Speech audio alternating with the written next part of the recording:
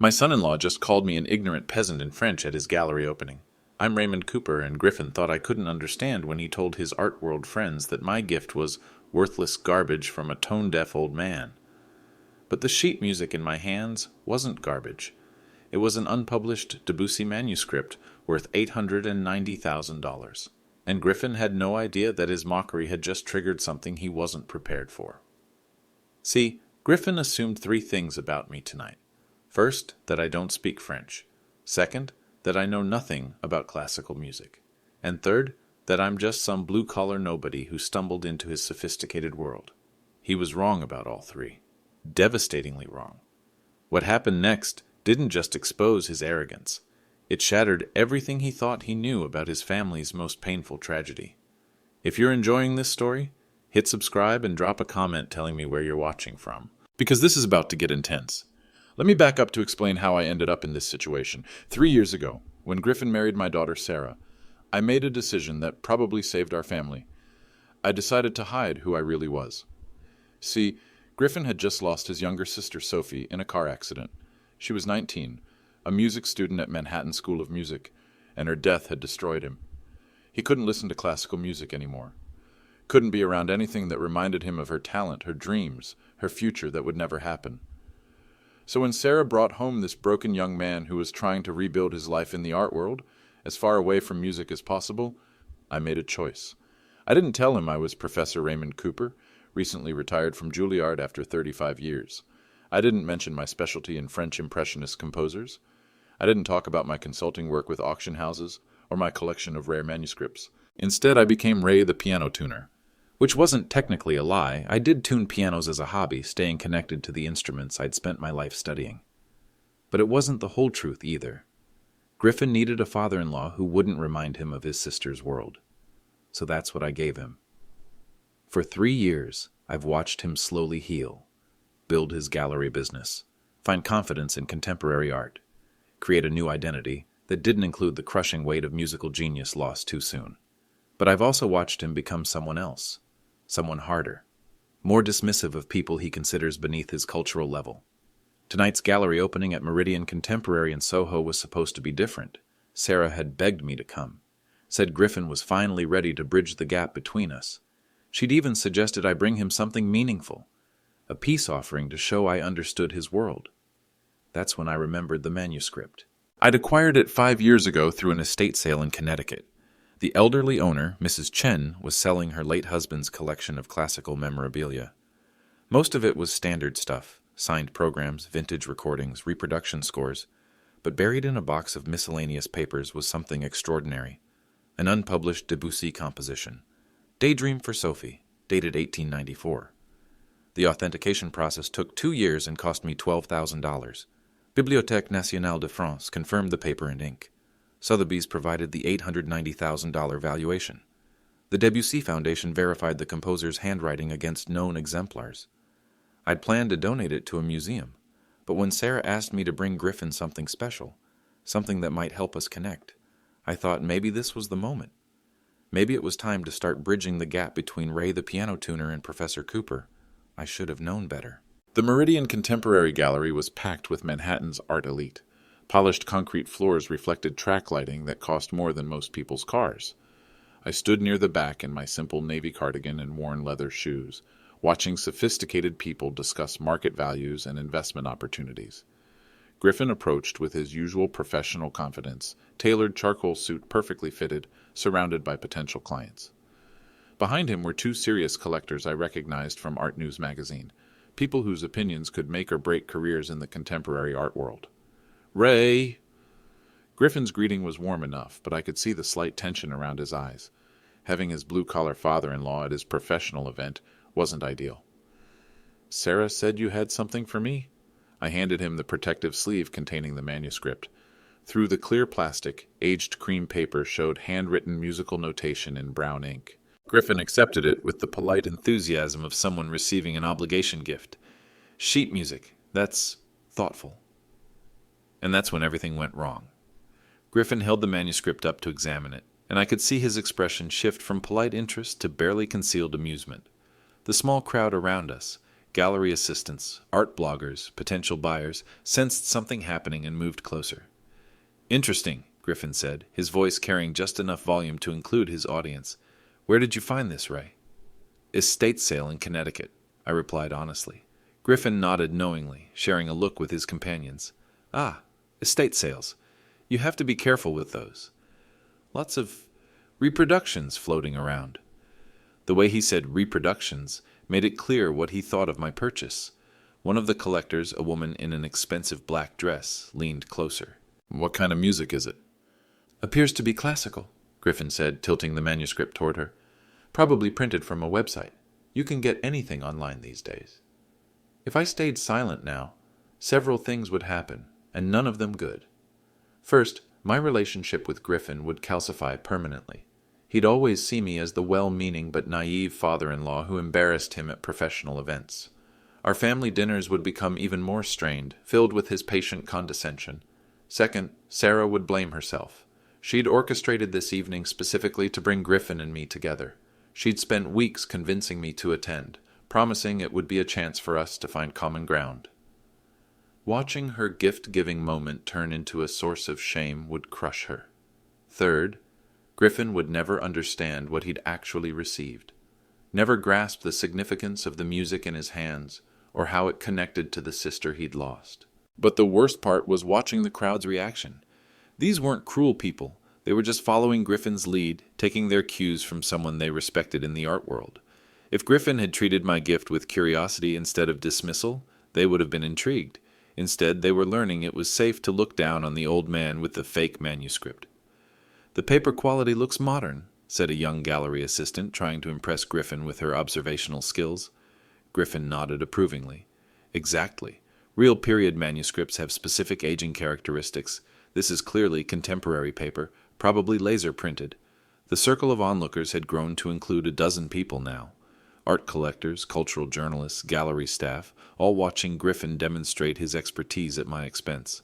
Plus, Griffin continued, warming to his subject, authentic manuscripts come with documentation. Provenance papers, authentication certificates, institutional verification.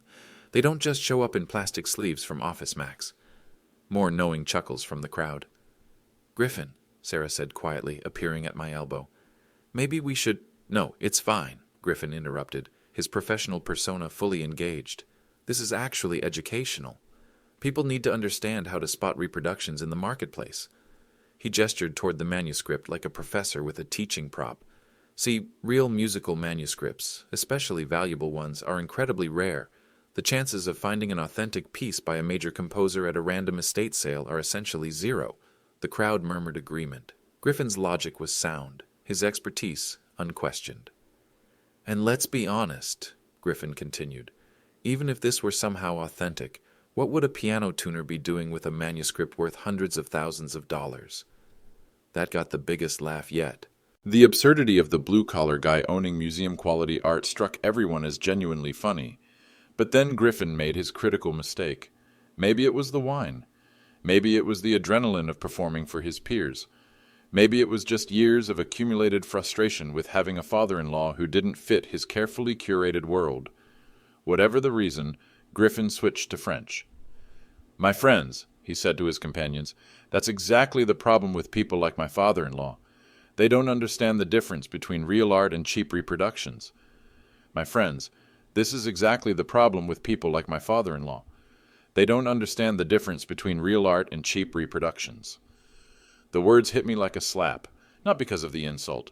I'd been called worse things by better people, but because of the casual cruelty, the assumption that I couldn't understand, the performance of superiority for an audience. "Dad doesn't know anything about culture," Griffin continued, building confidence from his friend's appreciative smiles. "He thinks a piece of paper with scribbled notes on it is valuable because he bought it at a garage sale. Papa knows nothing about culture. He thinks a piece of paper with scribbled notes has value because he bought it at a garage sale." Sarah was looking confused. She didn't speak French, but I understood every syllable. The question was, how long was I going to let this continue? Griffin was just getting started. The French had loosened his tongue, made him feel safe in his superiority. His audience was appreciating the performance, even if they couldn't understand the words. "And look how he's standing there," Griffin continued in French, gesturing toward me with theatrical pity. "He probably thinks he's made a major discovery, a hidden treasure. And look how he stands there. He probably thinks he's made a major discovery, a hidden treasure." The crowd's laughter was getting more confident. They were feeding off Griffin's energy, enjoying the cultural superiority he was demonstrating. But then something unexpected happened. A man I hadn't noticed before stepped closer to examine the manuscript. He was well-dressed, probably in his 50s, with the kind of focused attention that suggested genuine expertise rather than social posturing. "Excuse me," he said to Griffin, "but could I take a closer look at that?" Griffin paused his French commentary.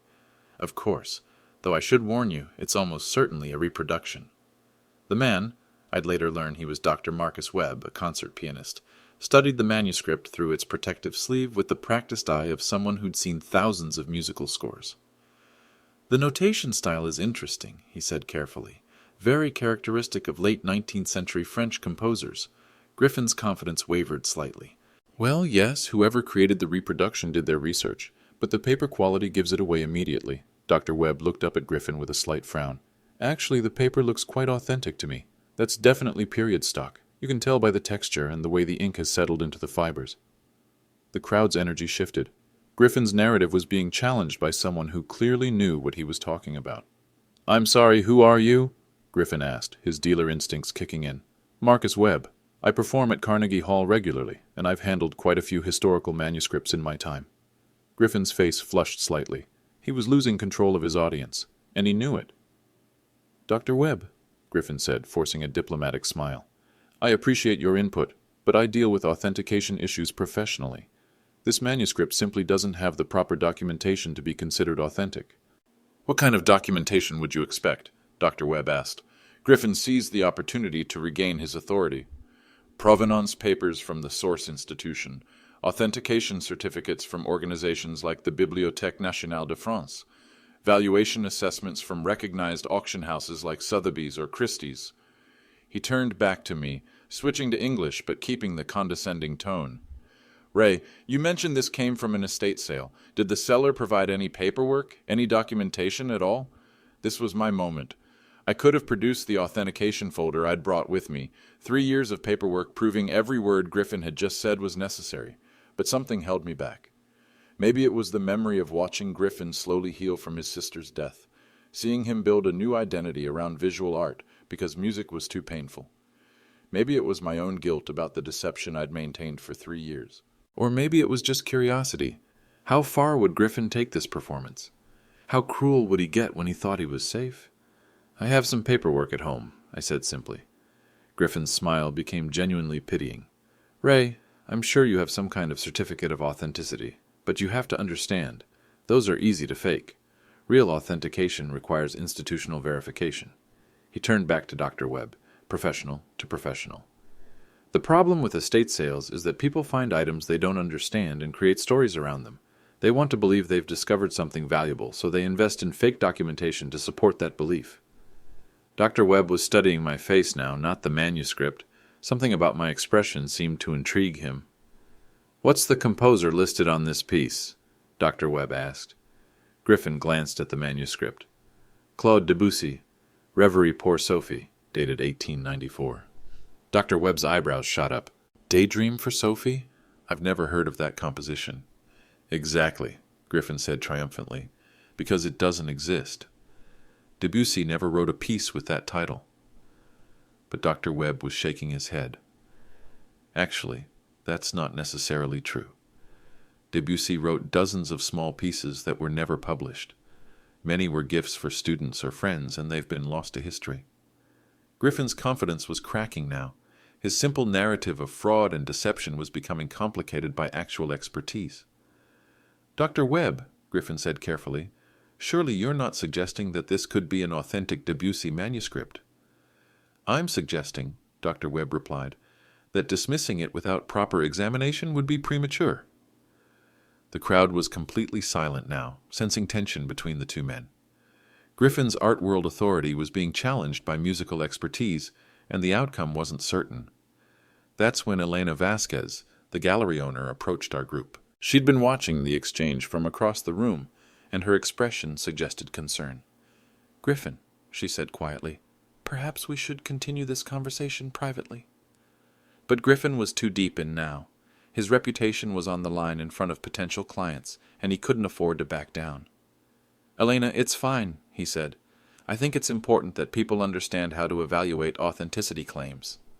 He held up the manuscript again, his voice carrying across the gallery. "This is a perfect example of wishful thinking becoming expensive delusion. My father-in-law has convinced himself he owns a valuable Debussy manuscript, probably based on some forged documentation he bought along with it." Griffin looked directly at me. "Ray, I'm not trying to embarrass you, but you need to accept reality here. This is a reproduction, probably worth about $20 at most." $20. For a manuscript I'd spent 3 years and $12,000 authenticating. For a piece of music that had changed my understanding of Debussy's late period. For a composition that, unknown to everyone in this room, had a connection to Griffin's family that would shatter everything he thought he knew about his sister's death. I looked around the gallery at the faces watching me, some sympathetic, some amused, all waiting to see how the old man would handle being exposed as a fool, and I made my decision. "Griffin," I said quietly, "before you continue, I have a question." Something in my tone made the crowd pause. Maybe it was the stillness in my voice, or the way I'd stopped looking embarrassed and started looking focused. "What's your question, Ray?" Griffin asked, still confident but sensing a shift in the room's energy. "You mentioned that real manuscripts come with documentation from institutions like the Bibliothèque Nationale de France. That's correct." "And valuation assessments from auction houses like Sotheby's." "Yes. And that Debussy never wrote a piece called Daydream for Sophie." Griffin nodded. "Right. It's not in any catalog of his works." Dr. Webb was watching me intently now. Elena Vasquez had moved closer, her face troubled. "Interesting," I said, "because you seem to know quite a bit about musical authentication for someone who works exclusively in contemporary visual art." Griffin's smile faltered slightly. "I make it my business to understand all areas of the art market, including 19th century French composers. I have a broad cultural education." "From where?" The question seemed to surprise Griffin. "From where what?" "Where did you study French musical history? Which professors? Which texts?" Griffin's confidence was wavering now. "I'm largely self-taught in that area." "Ah," I nodded thoughtfully. "So when you say Debussy never wrote Reverie pour Sophie, you're basing that on the standard catalogs of his works." "Which catalogs specifically?" Griffin was beginning to look uncomfortable. The standard ones, the comprehensive lists."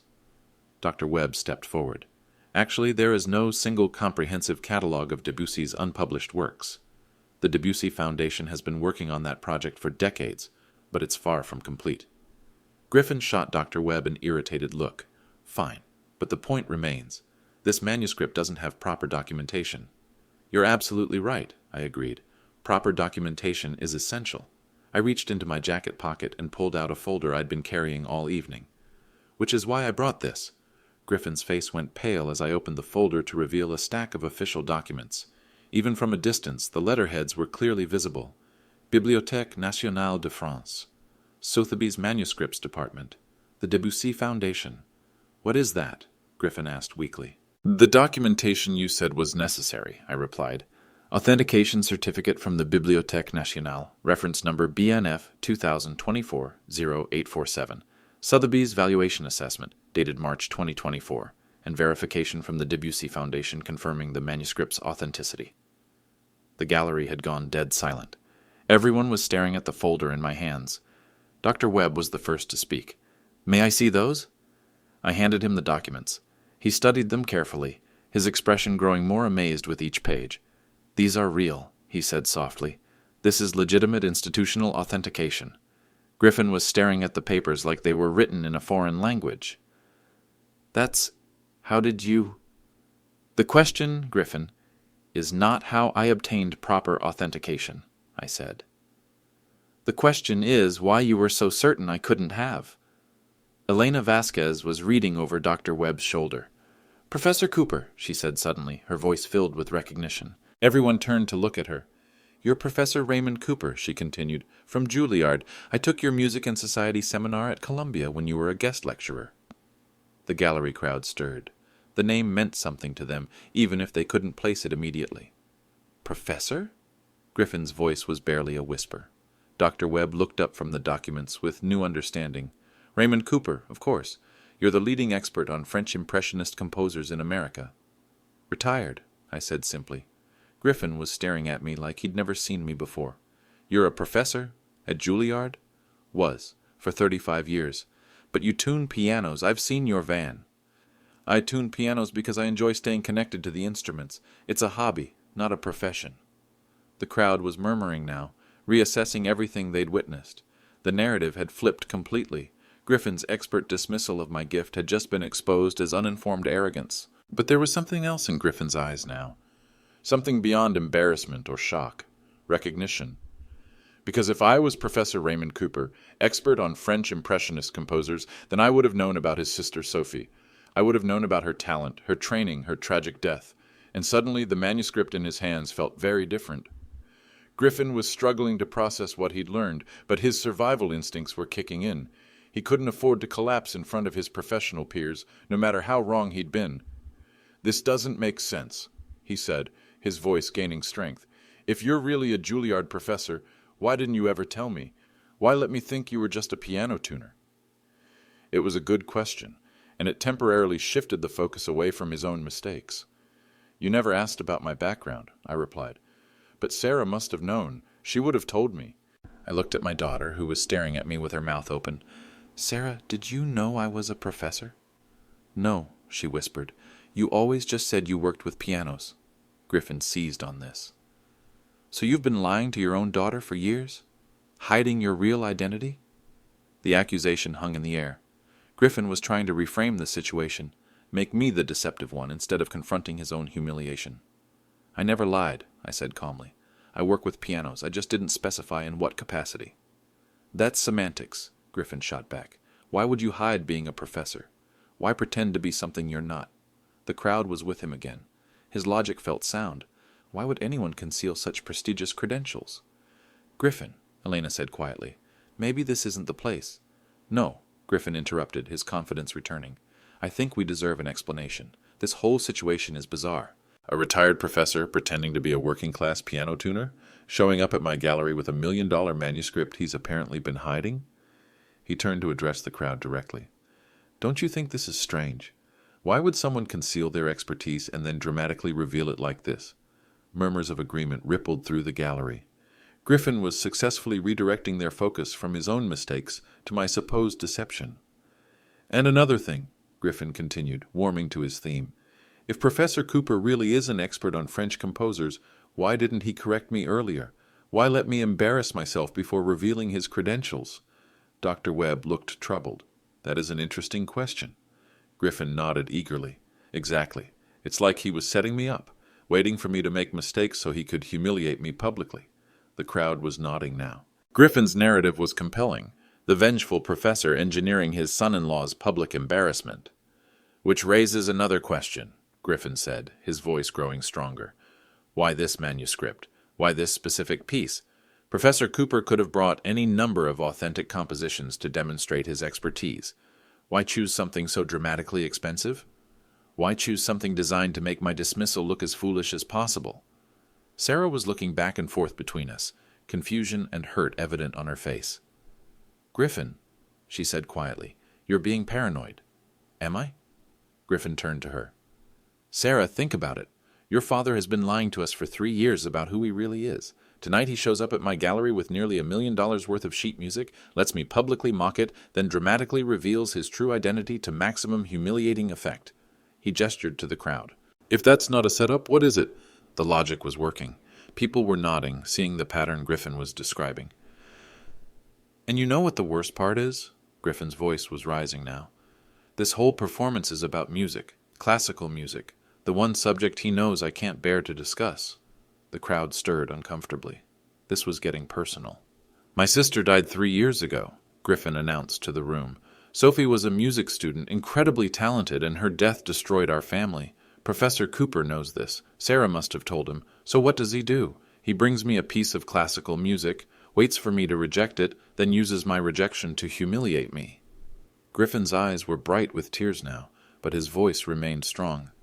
"That's not just deceptive, it's cruel, using my grief against me to engineer some kind of twisted revenge." The gallery was completely silent. Griffin had reframed the entire evening, cast himself as the grieving brother being manipulated by a calculating professor who'd used insider knowledge of family tragedy to orchestrate public humiliation. Elena looked stricken. Dr. Webb was shaking his head sadly. Even Sarah seemed uncertain now. "Griffin," I said quietly. "That's not what—" "Isn't it?" Griffin interrupted. "Then explain it to me, Professor. Explain why you hid your identity for 3 years. Explain why you chose tonight to reveal it. Explain why you picked classical music, the one thing guaranteed to trigger my grief, as your weapon of choice." Griffin held up the manuscript like evidence in a trial. "This isn't a gift, Professor Cooper. This is psychological warfare, and everyone in this room just watched you execute it." The crowd was completely with Griffin now. His pain was real, his logic compelling. I'd been cast as the villain, the cruel academic who'd used a family's tragedy to engineer professional revenge. "You want to know what I think really happened?" Griffin continued, his voice carrying across the gallery. "I think you've resented me for years, resented that I moved Sarah into the contemporary art world instead of your precious classical music scene. Resented that I couldn't appreciate your area of expertise because it reminded me too much of my dead sister." Griffin was building to a crescendo now, his professional persona fully engaged.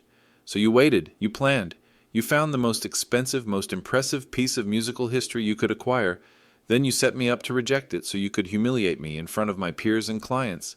He turned to me directly. "The only question is, how long have you been planning this?"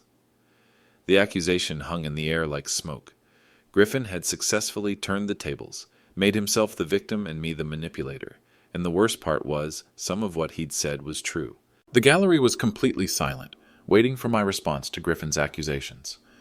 Every face was turned toward me, some sympathetic, some skeptical, all expecting an explanation.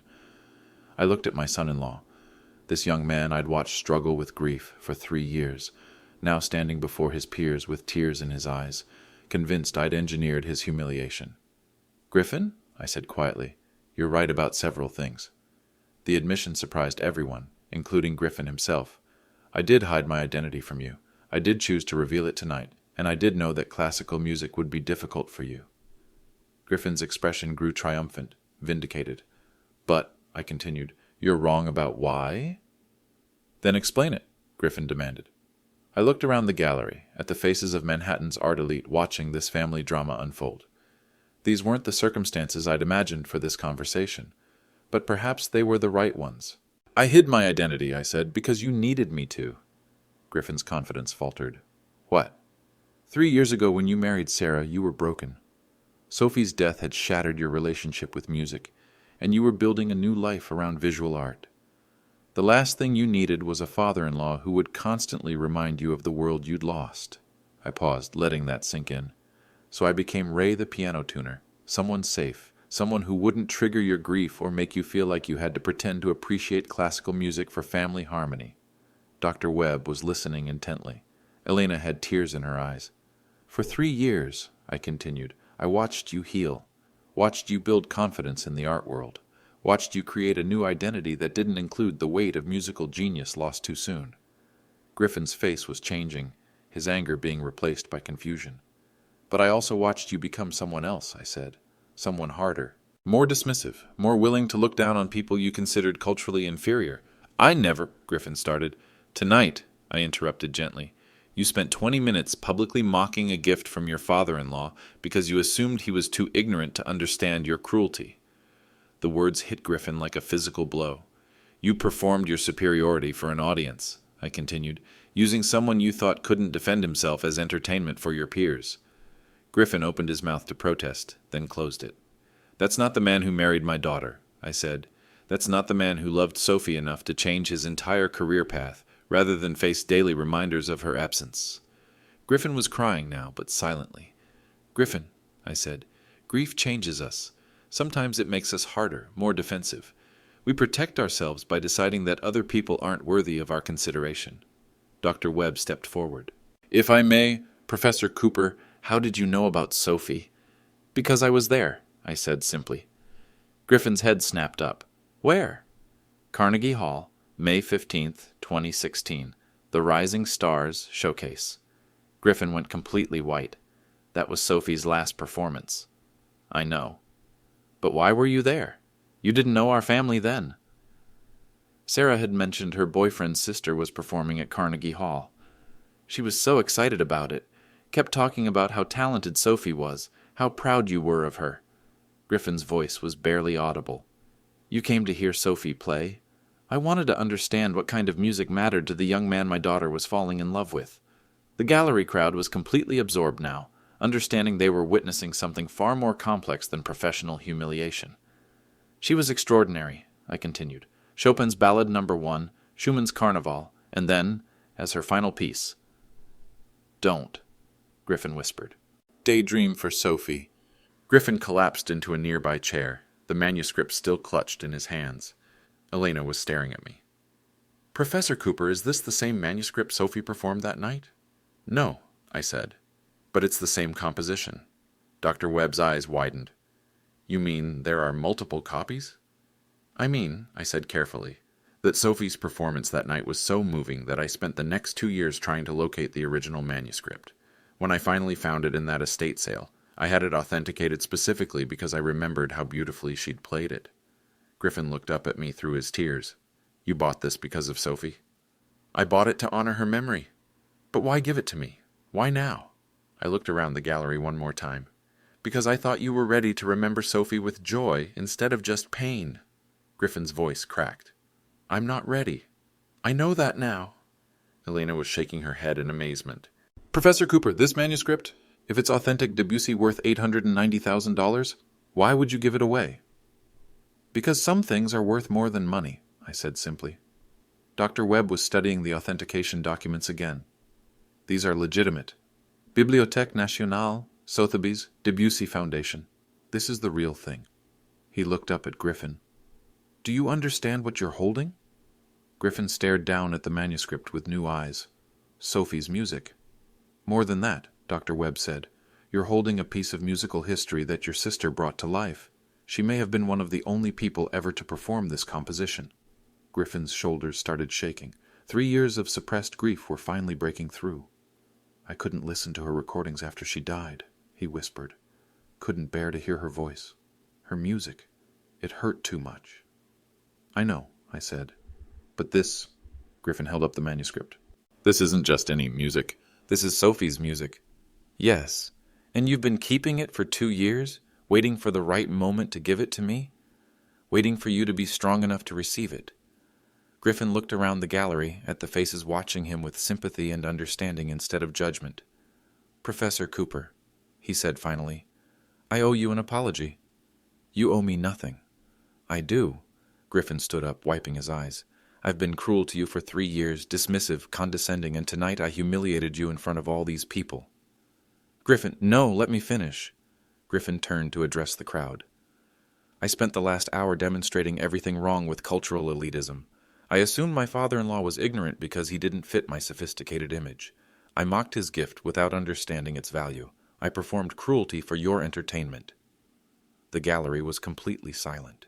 Professor Cooper didn't engineer my humiliation, Griffin continued. I engineered it myself, by choosing superiority over curiosity, by choosing judgment over love. Griffin looked down at the manuscript one more time. This isn't just a Debussy original worth nearly $1 million, he said to the room. It's a lesson in what we lose when we stop seeing the humanity in other people. And that's when the real healing began. Griffin sat back down, still holding the manuscript, and looked at me with an expression I'd never seen before. Not the polite distance of our family dinners, not the professional courtesy of tonight's opening, but something raw and vulnerable. Professor Cooper, he said quietly, can I ask you something that might sound strange? Of course. Do you remember anything else about that night? About Sophie's performance? I nodded. Every detail. She wore a midnight blue dress with small silver buttons. She announced each piece to the audience herself, which was unusual for student recitals. And before she played the Debussy, she said something I'll never forget. Griffin's breath caught. What did she say? She said, this next piece was written for someone named Sophie over a century ago.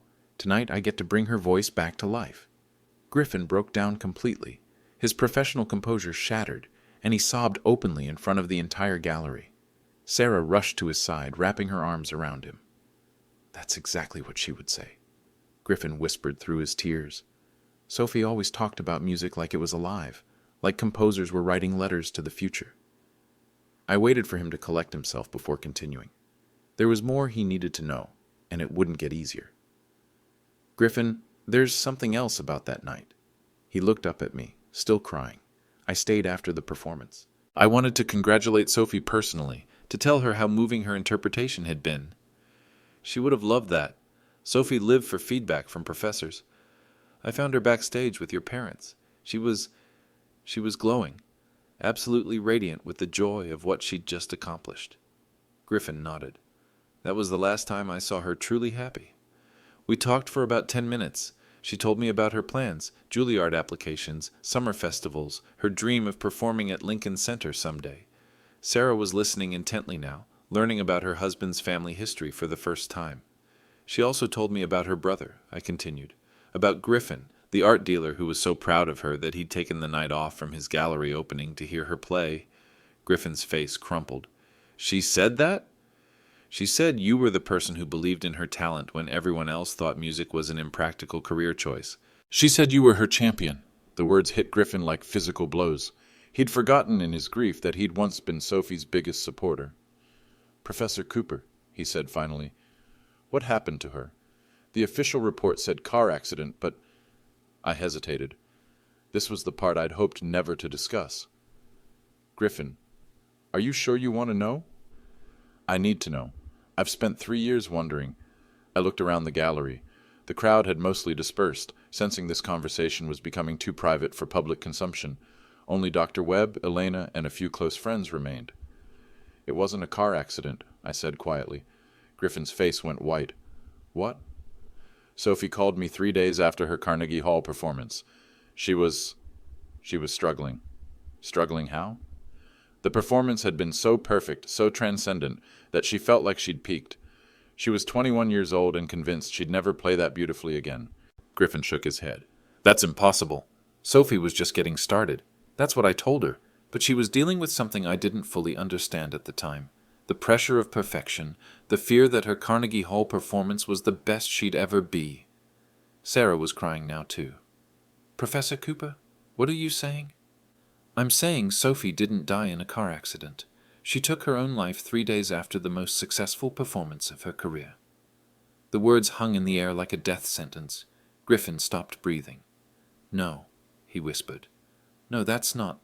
The police said what your parents asked them to say. They couldn't bear for Sophie's death to overshadow her musical legacy." Griffin was shaking his head violently. "You're wrong. Sophie was happy that night. You said so yourself." "She was happy that night, but happiness and hope aren't the same thing. Sophie was battling demons none of us could see." Elena had covered her mouth with her hands. Dr. Webb was staring at the floor. "Did she—" Griffin's voice cracked. "Did she say anything? Before she—" I reached into my jacket and pulled out a folded piece of paper. "She left a letter. Your parents gave me a copy because Sophie had mentioned our conversation in it." Griffin stared at the letter like it might burn him. "What does it say?" "That's for you to decide. But Griffin, you should know. Sophie's death wasn't your fault. There was nothing you could have done." "How can you know that?" "Because she wrote about you, about how proud she was to be your sister, about how grateful she was for your support. Her death wasn't about anything missing from her life. It was about the weight of her own expectations." Griffin took the letter with trembling hands but didn't unfold it. "Professor Cooper," he said, "why didn't my parents tell me the truth?" "Because you were 26 years old, just starting your art career." They'd already lost one child to the pressure of artistic perfectionism. They couldn't bear to lose you to guilt and survivor's remorse. "So they made up the car accident? They told a story that would let you grieve without blame. It was an act of love." Griffin sat in silence for a long moment, holding both the letter and the manuscript. "The Debussy piece," he said finally. "Was it really Sophie's favorite?" "According to her letter, yes. She wrote that playing it felt like having a conversation with Debussy himself, like he'd composed it specifically for her to discover." Dr. Webb stepped forward gently. "Griffin, if I may, I've seen this before. Young performers who achieve transcendent moments and then become paralyzed by the fear they'll never reach those heights again. Sophie wasn't weak, Griffin said fiercely. No one said she was weak. Mental illness isn't weakness, it's illness. Sophie was fighting a battle you couldn't see. Sarah was holding Griffin's hand now. Honey, maybe your parents were trying to protect you. From what? From the truth about my own sister? From guilt that would have destroyed you, I said. They watched Sophie struggle with perfectionism for years. They couldn't bear to watch you blame yourself for not seeing the signs. Griffin looked around the gallery, at the art he'd surrounded himself with, at the life he'd built far from the world of classical music. Is that why you became an art dealer? Elena asked gently. To get away from music? Griffin nodded slowly. After Sophie died, I couldn't hear classical music without thinking about all the performances she'd never give, all the music she'd never play. But this manuscript, I said, this is music she did play, music she brought to life. When you look at these notes, you're not seeing what Sophie lost. You're seeing what she achieved. Griffin unfolded Sophie's letter and read it silently, tears streaming down his face. When he finished, he looked up at me with something approaching peace. She mentions you, he said. She says the professor who stayed to talk with her after the performance reminded her why she loved music in the first place. Sophie reminded me why I loved music, I replied. Watching her play that night was like seeing Debussy's intentions come to life. Griffin stood up, still holding the manuscript. Professor Cooper, I need to ask you something else. Anything. Would you teach me to play this piece? The request surprised everyone, including me. Griffin, you don't play piano. I'm learning. I started lessons last month. It was supposed to be a surprise for Sarah. But now... He held up the manuscript. Now I want to learn this piece specifically. I want to play Sophie's music. Sarah started crying again, but these were tears of joy. Griffin, I said softly, it would be my honor to teach you your sister's favorite piece. And in that moment, 3 years of careful distance between us finally collapsed into the family relationship we should have had all along. The immediate aftermath was quieter than I'd expected. The gallery crowd had mostly dispersed, leaving just our small group to process what had happened. Griffin sat with Sophie's letter in one hand and the manuscript in the other, like a man trying to balance his past and future. Professor Cooper, Elena said softly, I owe you an apology. When Griffin was speaking in French earlier, I should have intervened. You had no way of knowing what was happening. I should have trusted my instincts. Something felt wrong about the whole situation. Dr. Webb was examining the authentication documents one more time. Professor, if you don't mind my asking, how did you finance the acquisition and authentication of this manuscript? The process you described would have cost tens of thousands. It was a fair question, and one I'd expected. I inherited some money from my parents a few years ago, I said, and I'd been collecting rare manuscripts as investments for my retirement. When I found this piece and realized its connection to Sophie's performance, it seemed like the right use of those funds. Griffin looked up from Sophie's letter. Professor Cooper, this manuscript is worth $890,000. You can't just give it away. I'm not giving it away, I replied. I'm entrusting it to Sophie's family. But your retirement... Griffin, I'm 73 years old. I have enough money to live comfortably. What I don't have is enough time to make this manuscript matter to someone who needs it. Sarah was crying again. Dad, you've been planning this for 2 years? Not planning exactly, hoping. Waiting for the right moment. What if tonight had gone differently? She asked. What if Griffin had appreciated the gift without all the drama? Then I would have told him the story quietly, over dinner. But sometimes the most important conversations happen in the least expected ways. Elena was shaking her head in amazement. This is going to become legendary in the art world. The story of the professor who spent 2 years authenticating a manuscript just to give it to his grieving son-in-law. Actually, Dr. Webb interjected, I think this story is going to reach far beyond the art world. The classical music community needs to hear about Sophie's legacy, about the manuscript, about the scholarship Professor Cooper mentioned. Griffin looked confused. What scholarship? I realized I hadn't mentioned that part yet. The Sophie Montgomery Memorial Scholarship at Manhattan School of Music. I established it after her death to help promising young pianists who might be struggling with the pressure she faced. Griffin stared at me. You created a scholarship in Sophie's name? The music world lost something precious when Sophie died. The scholarship is a way to make sure her legacy supports other young artists. How much? Griffin asked quietly. $25,000 annually. It's enough to cover tuition for a talented student who might not otherwise be able to afford conservatory training. Griffin was quiet for a long moment. Professor Cooper, can I contribute to that scholarship? Of course. I want to increase it to $50,000 annually, and I want to expand it to include art students as well as musicians, students who are dealing with the same pressures Sophie faced. Sarah squeezed his hand. Honey, that's beautiful. Sophie would have wanted to support all kinds of artists, Griffin said. She never believed in boundaries between art forms. Elena was wiping her eyes. Griffin, that's a wonderful way to honor her memory. Dr. Webb pulled out his phone. I'm going to make some calls tomorrow. Several concert pianists I know would be interested in performing Reverie Pour Sophie in Sophie's honor. We could organize a memorial concert series.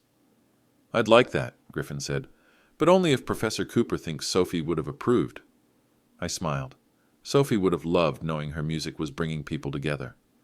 As we prepared to leave the gallery, Griffin carefully placed the manuscript back in its protective sleeve. Professor Cooper, he said, I have one more request. What's that? Would you mind if we called you Ray? I know you're Professor Cooper to the rest of the world, but I'd like to think of you as family. I'd like that very much. Griffin extended his hand, then thought better of it and embraced me instead. Thank you, he whispered. For keeping Sophie's memory alive when I couldn't. Thank you for trusting me with her story. As we walked out of the gallery together, Sarah between Griffin and me, her arms linked through ours, I realized that sometimes the most valuable gifts aren't the ones we give, but the ones we receive in return. Griffin had given me something I hadn't even known I was missing. A son who understood that love sometimes works in mysterious ways, and that the most powerful healing often comes through honoring what we've lost, rather than running from it. 6 months later, I was sitting in Griffin and Sarah's living room, watching my son-in-law's fingers move carefully across the piano keys.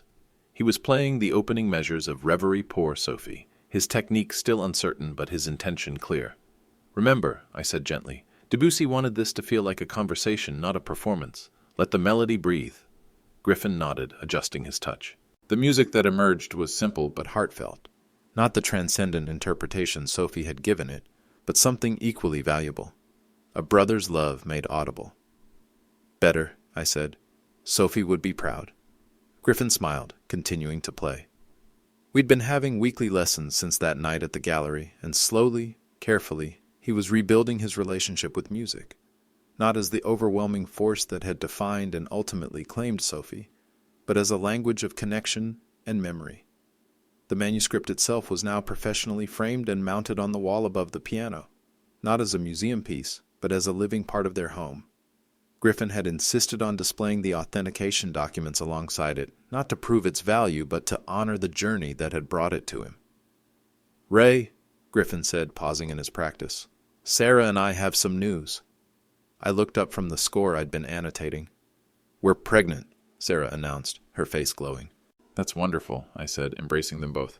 Sophie would have been an amazing aunt. Actually, Griffin said, we've been talking about names. If it's a girl, we'd like to call her Sophie, but only if you think that would honor her memory properly. I felt tears prick my eyes. I think Sophie would be honored to have her name carry forward.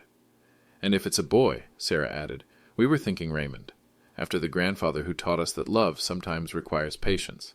I couldn't speak for a moment. 3 years of careful distance had led to this, a family united not by blood alone, but by shared understanding of loss, healing, and the courage to honor difficult truths. Griffin, I said finally, would you play the piece one more time? I'd like Sophie to hear how beautifully you've learned her favorite music. As the gentle notes filled the room, I closed my eyes and remembered that night at Carnegie Hall. Sophie's radiant joy, Griffin's proud face in the audience, the impossible beauty of music bridging past and future. Sometimes the most powerful response really isn't the fastest one. Sometimes love works best when it's patient, when it waits for exactly the right moment to reveal itself. And sometimes the greatest gifts we can give are the ones that help others remember who they used to be. If you enjoyed this story, please subscribe and let me know where you're watching from. Remember, the people in your life might be carrying more love for you than you'll ever know.